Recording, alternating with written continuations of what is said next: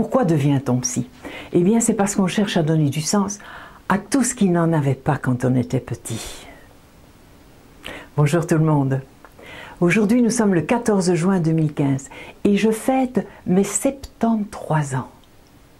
Toutes ces années sont passées comme une lettre à la poste. Je n'ai rien vu venir. Il me semble qu'à l'intérieur de moi, j'ai toujours 20 ans, 30 ans, 50 ans. Et ça, selon l'humeur du jour et du moment. Quand je me rencontre dans un miroir, j'inspecte mon regard et je pars à la recherche de celle qui vit à l'intérieur de moi. Et alors je croise plein de femmes de tous les âges. Il y a la petite de 2 ans et quelques, qui est assise devant un grand miroir. Elle a chipé des ciseaux de tailleur pour couper cette touffe de cheveux au-dessus de sa tête qui fait la fierté de sa maman. Oui, c'est le meilleur moyen qu'a trouvé cette petite fille pour que sa maman s'occupe d'elle. Parce que sa maman n'a pas beaucoup de temps à lui consacrer. Elle coud du matin au soir pour gagner quelques sous, parce que c'est la guerre et que son mari est dans le maquis des Ardennes belges. Il vit dans les bois avec plein de compatriotes courageuses qui ont pris leur destin en main. Alors la maman constate les dégâts dans la chevelure de l'enfant et les larmes lui viennent. Cette petite vient de lui casser son jouet, sa poupée. Cette femme est tellement dans le rêve et l'illusion qu'elle croyait avoir mis au monde une poupée obéissante qu'elle ne devrait jamais affronter. Alors elle s'arrête de piquer à la machine. Elle est stupéfaite. Cette petite a une vie indépendante de la sienne. Ce n'est pas juste un objet conditionné. Alors elle mesure son erreur et les conséquences que cela va peut-être engendrer. Puis elle prend la petite dans ses bras pour apaiser leur solitude à toutes les deux. Et elle pleure de plus belle, son cœur bat très fort. Ouf, se dit la petite. J'ai peut-être une brosse au-dessus de la tête, mais j'ai gagné. Parce que maintenant j'existe aux yeux de ma mère. Je ne suis plus seule au monde.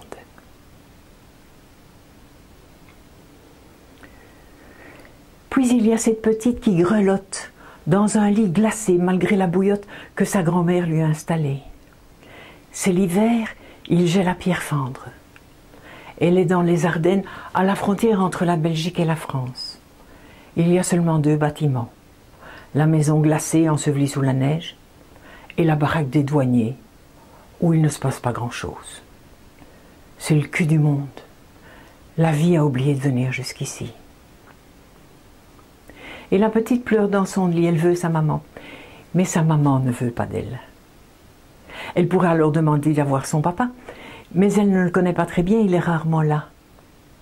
Il y a bien ses oncles, ses tantes et ses cousins, mais ils habitent à 1000 lieues sur une autre planète. Et puis il y a cette grand-mère compatissante. Elle est la maman de son papa. C'est une femme imposante qu'on n'affronte pas. Elle aime l'ordre, la justice, la droiture.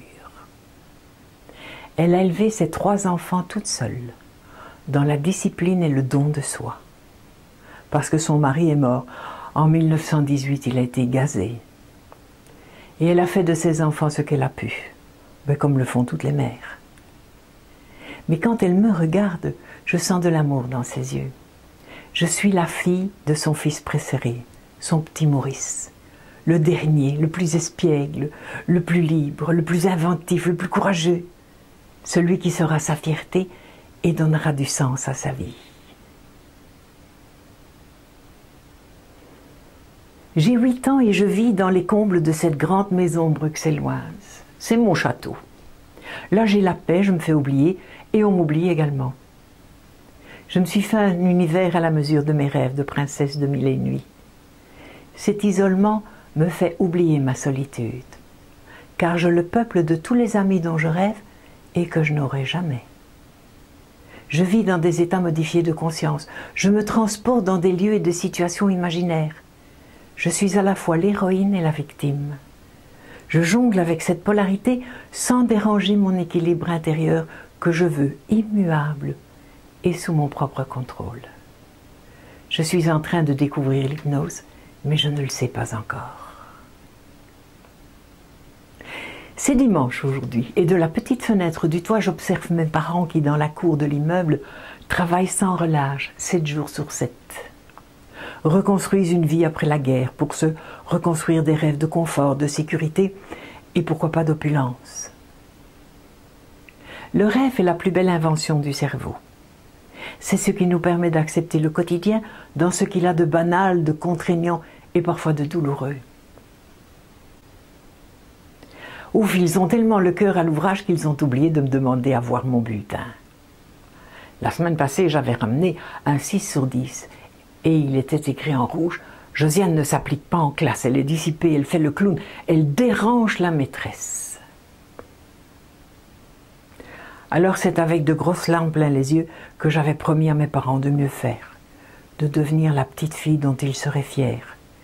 Et durant toute la semaine, je n'ai cessé de contrôler mes pulsions, enfin du moins je le croyais. Et puis la semaine est enfin arrivée à sa fin. Et on était de nouveau samedi.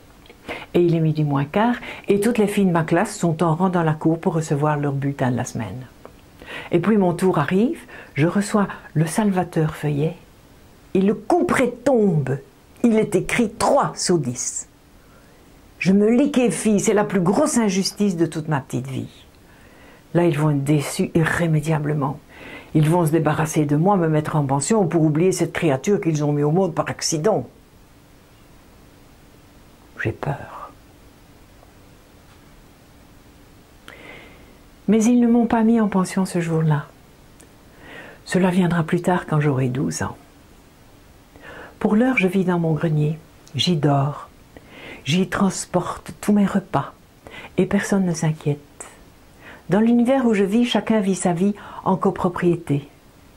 Ce sont mes parents, je crois, qui ont inventé le concept. Sûrement, moi. Dans mon grenier, je lis beaucoup. Et très vite, ma vie intérieure va se développer. Et j'irai chercher mes réponses dans la collection J'ai lu de Flammarion.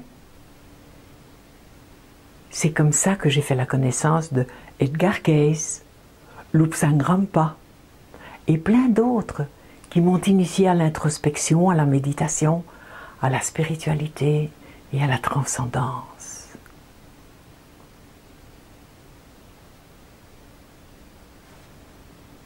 Mes parents me voient comme un monstre, enfin surtout ma mère, car mon père n'a pas le temps de s'occuper de moi et les enfants c'est pas son rayon. Je disais donc que ma mère me voit comme un monstre.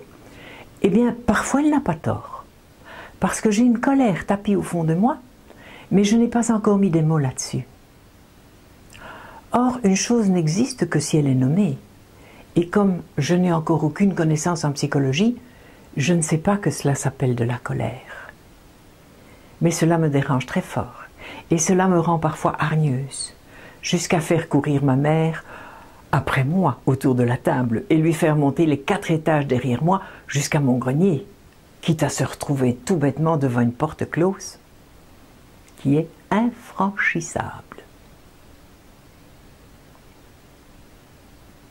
Dans mon grenier, j'ai installé toutes les commodités et notamment un petit seau hygiénique dans lequel je fais pipi. Cela m'évite de descendre 3 ou 4 étages en urgence. Et un matin, où la colère était très présente en moi, je suis allée vider mon petit seau de pipi dans le grand seau d'eau qui servait à humidifier la pâte mouille que ma mère et ses ouvrières utilisaient pour repasser les vêtements qu'elles confectionnaient tout au long de la journée, et tout au long de la semaine, et tout au long de l'année. Mes parents étaient des bourreaux du travail. C'est une chose qu'ils m'ont transmise et que d'ailleurs je ne regrette pas. Merci papa, merci maman. Alors aujourd'hui, glorieux jour d'anniversaire, je me fais le cadeau d'accepter enfin qui je suis, d'accepter mes ombres et pas seulement mes lumières, d'accepter mes erreurs et de me pardonner. Ma tête sait que ce sont nos erreurs qui nous font grandir, mais reconnaître que nous avons fait des erreurs, c'est une autre paire de manches. Les autres, bien sûr, font des erreurs, c'est évident. C'est évident comme le nez au milieu d'un visage. Mais moi, personnellement, quand je fais une erreur, je m'empresse de la cacher au fond de moi pour que personne ne la voie. Et le comble, c'est que je parviens également à me convaincre que personne ne la voit. Alors aujourd'hui, glorieux jour anniversaire, j'ai envie de vous faire le cadeau de ma mémoire. Parce que c'est là tout au fond que se bâtissent les fondations de notre personnalité. C'est là que nous prenons des décisions comportementales pour toute notre vie, afin de compenser les manques ou aplanir les surcharges. Alors merci de m'avoir écouté. Cela m'a fait beaucoup de bien de me confier à vous. Et si vous marquez un quelconque intérêt, faites-le moi savoir. Je prendrai plaisir à continuer mon histoire pour que vous compreniez pourquoi on devient psy.